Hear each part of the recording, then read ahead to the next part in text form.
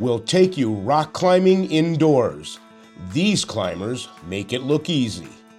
Hello everyone, I'm Don Jacobs and I'm here in Wilkes-Barre, behind me a climbing wall. We're gonna go wild with DiscoverNEPA at the Wilkes-Barre Climbing Gym. It's an exciting place. Here to tell us all about it, Kelsey Van Horn. The Wilkes-Barre Climbing Gym is a rock climbing gym located in downtown Wilkes-Barre. We've been here for about 26 years as a rock climbing gym. That's when this location was built. It's been through a few different changes in ownership, and this is now the third iteration of the Wilkes-Barre Climbing Gym, which is now owned by myself and my partner, 𝗄𝗶𝘁𝗵. The tape is all different routes. Each tape color is a different challenge. They're not necessarily color-coded. We actually put like a tag on the front that tells you which one is what the grade is. For example, we have this double tape here. It's the orange star tape. You're gonna follow, you'd start with orange star with the double tape, and then you'd end on the double tape. And to properly start in competition style climbing, you would put both hands onto the start hold, and then both feet need to go off the ground. So it would actually look like this as a proper start. You then would follow hand and feet through. And then once you got to the end, you would again need to show control in the ending by putting both hands onto the hold. To begin a climb using a belayer with a special device attached to him, a special knot is tied to the climber. And with a quick check of the gear, it's time to ascend. So they chalk their hands? Yeah, so the basic things that most climbers will have is climbing shoes, which are, they're full rubber bottoms that have different levels of flexibility in them. So some are harder or softer, but basically allows you to really use your toes. It kind of pinches you at the toes and it cups the heel, giving you a lot of function in your feet. I always say similar to a ballet slipper, which is a little more common, how people understand that the toes kind of go to a point and then it's harder at the tip, right?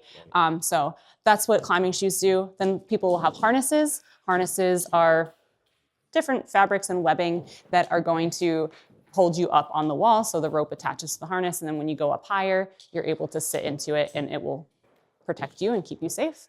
Chalk is made to basically reduce sweat on your hands, and sometimes we use it to add a little bit of friction.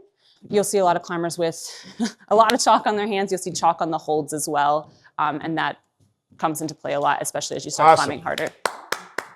Awesome. It's actually a really interesting group of people. We have members ranging from 4 years old all the way up to 70 years old, which is a really cool age range, and it brings together a lot of people that normally wouldn't be mingling together.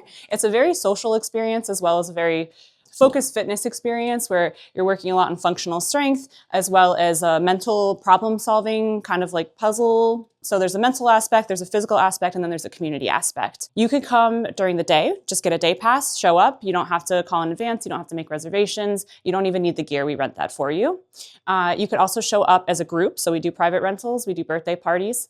You could show up and get a membership, which would allow you access to us at all of our public hours at a lower cost. And then we also have like punch passes, which would allow you to do multiple day passes at a lower rate. Sam is about to get onto the auto-belay.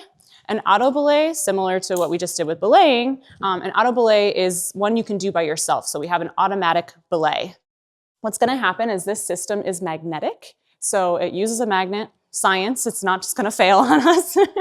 And it's gonna feel her body weight and then catch her and bring her down to the ground.